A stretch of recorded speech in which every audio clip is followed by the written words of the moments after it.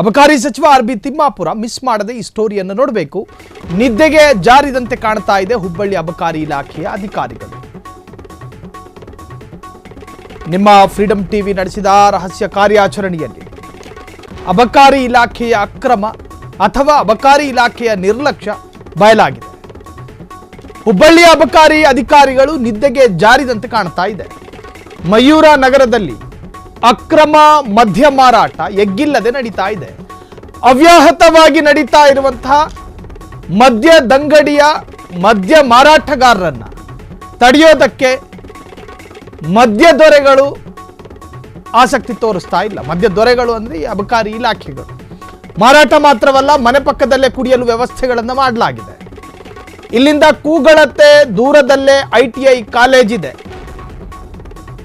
ವಿದ್ಯಾರ್ಥಿಗಳ ಮೇಲೆ ದುಷ್ಪರಿಣಾಮ ಬೀರುತ್ತಿರುವಂತಹ ಮದ್ಯ ಅಡ್ಡೆಗಳು.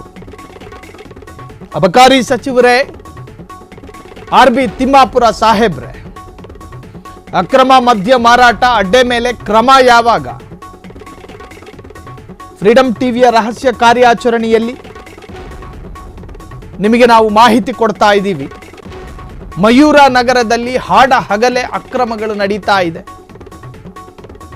ಲೈಸೆನ್ಸ್ ಇಲ್ಲದೆ, ಪರವಾನಗಿ ಇಲ್ಲದೆ ಅಕ್ರಮವಾಗಿ ಮದ್ಯ ಮಾರಾಟ ಮಾಡ್ತಾರೆ.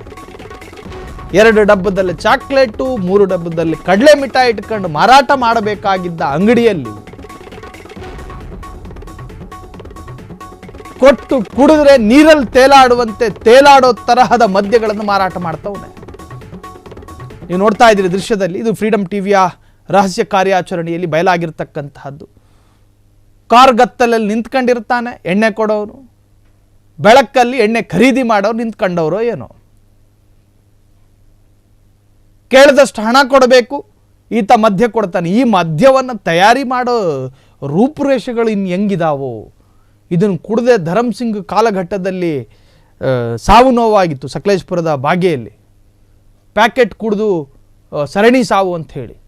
ಸೊ ಆ ತರಹದ ನಕಲಿ ಮದ್ಯವನ್ನು ಮಾಡ್ತವ್ರು ಅಥವಾ ಇದು ಏನು ಶೀಲ್ಡ್ ಇರ್ತಕ್ಕಂತಹ ಮದ್ಯನೋ ಅದು ಕೂಡ ಗೊತ್ತಿಲ್ಲ.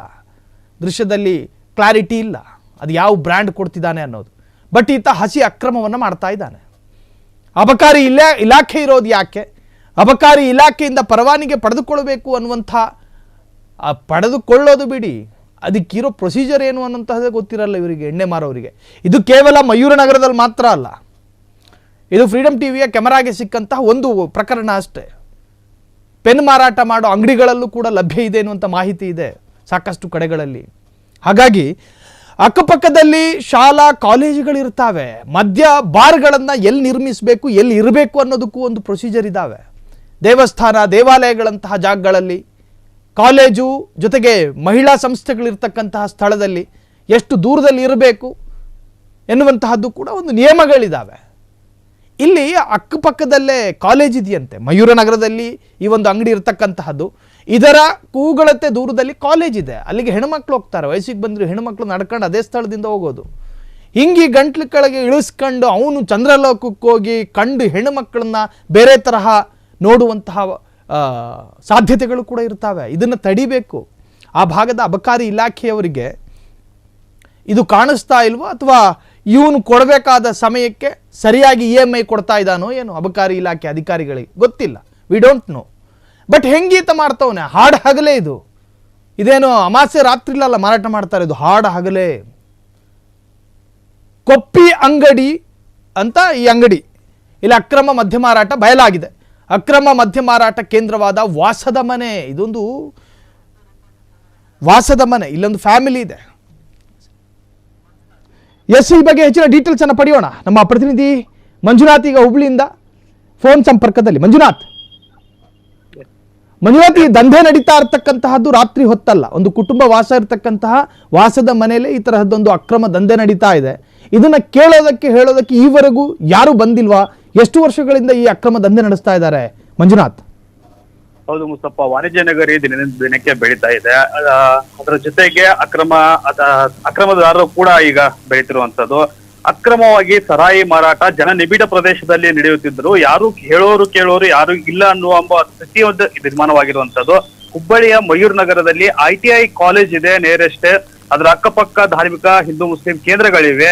ಒಂದು ವಾಸಸ್ಥಳ ಮನೆಯಲ್ಲೇ ಒಂದು ಅಕ್ರಮ ಸರಾಯಿ ಅಡ್ಡೆ ಒಂದು ತಲೆ ಎತ್ತಿರುವಂತದ್ದು. ಅದರ ಪಕ್ಕದಲ್ಲೇ ಒಂದು ಸಾವ್ಜಿ ಹೋಟೆಲ್ ಎಂಬ ಒಂದು ಹೋಟೆಲ್ ಇದೆ. ಇವು ಎರಡೂ ಒಬ್ಬರಿಗೆ ಸೇರಿರುವಂತದ್ದು. ಮನೆಯಲ್ಲೇ ಕಿಟಕಿಯಲ್ಲೇ ರಹಸ್ಯವಾಗಿ ಒಂದು ಸರಾಯಿ ಮಾರಾಟ ಮಾಡ್ತಾಳೆ ಮಹಿಳೆ. ಅದರ ಬೆನ್ನೆಲುಬಾಗಿ ನಿಂತವರು ವಿನಾಯಕ್ ಮೆಹರ್ವಾಡೆ ಎಂದವರು.